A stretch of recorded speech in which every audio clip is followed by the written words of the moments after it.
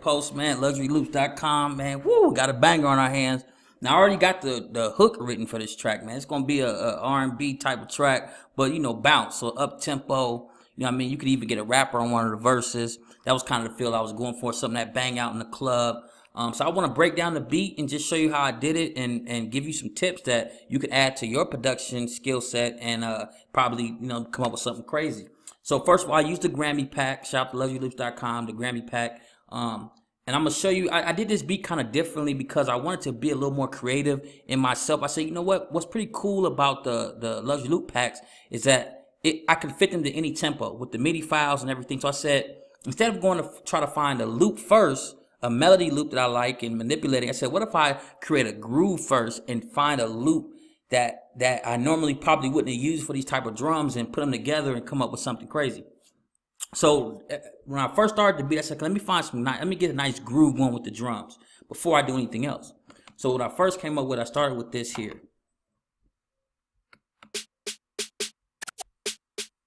Nice little groove. I'm like, okay. Here's another little secret tip. I stacked that with some other percussion groove. So see, now it's moving. You understand what I'm saying? Now the beat moving. The groove. It almost got kind of a drum line type of feel a little bit to it. I like that bounce. You can throw in a... You know, we got to snack them snares and claps. Drums come with the Grammy pack as well, banging drums. So now I started with that. Now, I said, okay, I got a dope-ass groove. Let me flip a melody or something that normally wouldn't be used for this, or something that I wouldn't normally think of, because when I go to keys, I generally do what I'm comfortable with doing, what I use. You know, I know how to get in there and swag it out my way. So that's why I love collabing with Kev through his Grammy loop pack. And so what I did was I said, okay, the cool thing is I can go to any tempo because these fit to any tempo, so I don't have to try to find one that is exactly matching the tempo that I'm using.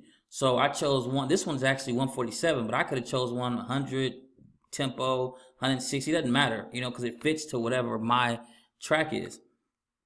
So here's his track that with the Grammy loop pack that, you know what I'm saying, completely different than mine. You know what I'm saying? But here it is.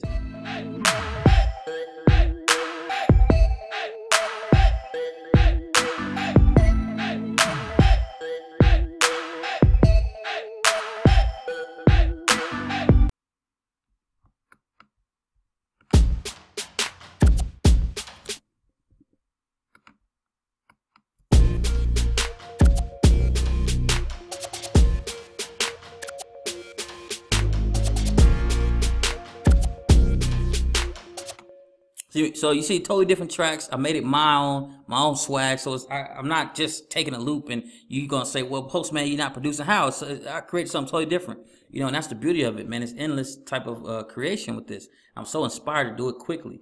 So you probably wondering, well, Post, what part did you take? Well, it's kind of obvious a little bit. Every single sound is broken down. So I took this melody. I liked it that bounce because it had a club type of groove and bounce to it already. So I took the MIDI file and then I add my own sound. I turned to a different sound and I add an effect to it, a delay effect.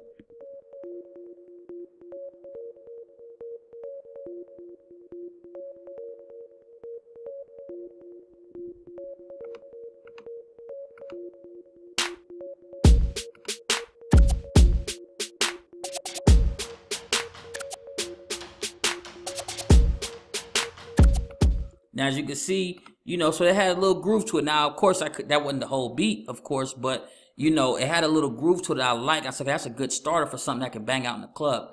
Now, of course, this is just a loop, but, you know, it takes me about 20, 30 minutes to stretch it out. I'm going to just copy and paste the loop and then take some parts out and, you know, turn to a full song or whatever. But to me, once I have this, I got pretty much the beat. This is the hardest part to come up with, is the basis and foundation of the song. The other stuff is easy, you know, change some drums here, change a melody here, do a little bridge there. But once you got this to me is the meat and potatoes of the track. And if you got this banging, everything else kind of falls in line. So another thing that I did was I said, okay, I love that melody, but I want to stack it with kind of a sub melody, kind of, you know what I mean, just to give it another scent, to give it another, you know, the same bounce. And I want to show you guys something about it. So I added this right here.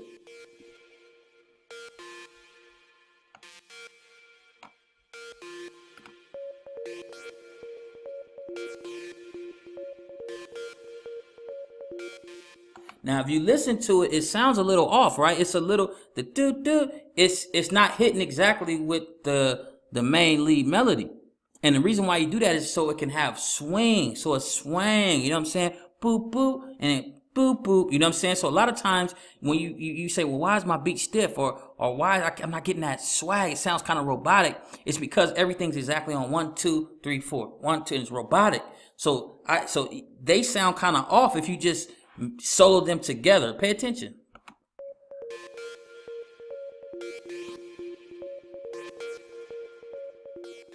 So you hear the doo doo is a lagging behind, maybe like a half second behind the main melody. So it sound, if you just mute them, but when you play it all together with the drums, it just adds a swing, like a.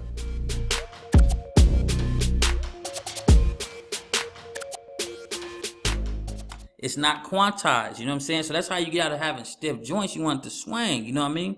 Now, another little thing I learned from work, I learned that from BattleCat, working with BattleCat. Another thing I learned from being an unstudied BattleCat is to throw them little chords in there at little, certain points, just like, nothing major, don't drag it out. Just give them a little flavor. And I put a little chord like every 2 bars, you know what I'm saying? So, and it's in the background, but people feel that, you know what I'm saying? Another thing I learned to do is to add it's a little whistle in there. So what I like to do is called, I like to put in things that's felt but not heard. So someone listening to the beat couldn't identify and pick that sound out, but they could feel it. It feels it, adds something to the track. So what I did was I put a whistle and I auto pan from left to right. So it sounds like this.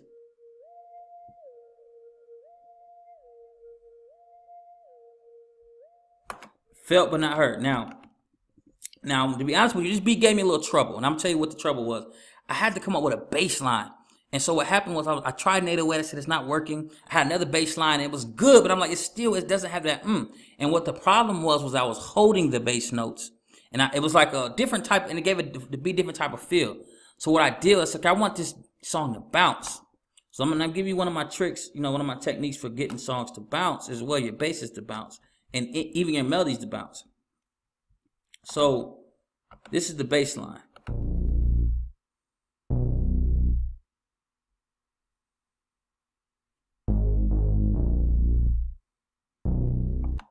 So I ended up making it bounce, and so I like the way that, and I like the sound that it was kind of mean. I didn't want the 808. It was, I didn't want a boom. I wanted more of a synth bass.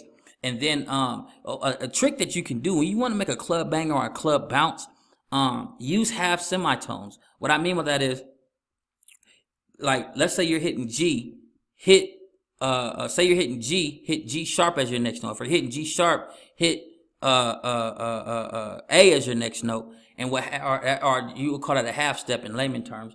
If you do that, it adds a certain feel and tone that makes you want to kind of bounce. That's why if you hear a lot of, like, even Lil Jon music from back in the day, and when he make you bounce, he go doo doo doo doo. If you can use a whistle, you can use a synth, a bass. If you go up to half tone, so bow, that's only a half tone up. So you bow, bow, and it gives you some sort of a drop feeling. You know what I'm saying? A lot of people don't, it's tonal, but that's something you can try. So if you're trying to make a club banger or something that want to get people bouncing in your melody, you can do it in your melody, or you do it in your bass line. Use half semitones. Or use half notes. You understand what I'm saying? Or not half, that's called semitones. But you go up half notes. Not a full note, but a half note. Like bam, bam, bam, bam, bam, bam, bam, bam, bam. And that gives it a certain bounce. You know what I'm saying? A lot of people don't know that. But that's how I create a lot of bounce in my stuff. And people be like, how you do that? It's because it's the half notes. You know what I'm saying? Whole notes create harmony. You know what I'm saying? Half notes create the bounce because it gives you a different feel. You understand what I'm saying? So that's pretty much it. I guess I want to make sure I showed you guys everything. That's pretty much it, man. I took the loop from the Grammy pack. Make sure and get that Grammy pack, man. And I'm telling you, man, using loops has been one of my best kept secrets now, man. Because at first a long time ago, I was like, loops, man, come on. I mean, I want to create my own stuff. But I realized I'm holding myself back if I'm not using these. So, excuse me. Man, I'm telling you, man, it's making me so much more creative and open to new things. I'm able to do things I wasn't able to do and new ideas, man, because making beats the same old way. I mean, look, I've been doing this 13 years, so 14 years. You know, so doing it the same way, man, I mean, it can get boring. So these, it's like, I feel like the whole world is opened up as far as production, and so many new and cool things you can do, mixing percussion loops and drums, and manipulating loops. And again, I just used one sound. I can take the organ and manipulate that some kind of way. You know, I can change the notes. I can fit it to tempos. I mean, it's just so crazy what you can do now. And back in the day, man, just the software so didn't have that ability to manipulate. So get that Grammy pack, man. I'm telling you, it's banging. Postman, love you. Catch you later. Peace. I'll go out with the beat so y'all can hear it.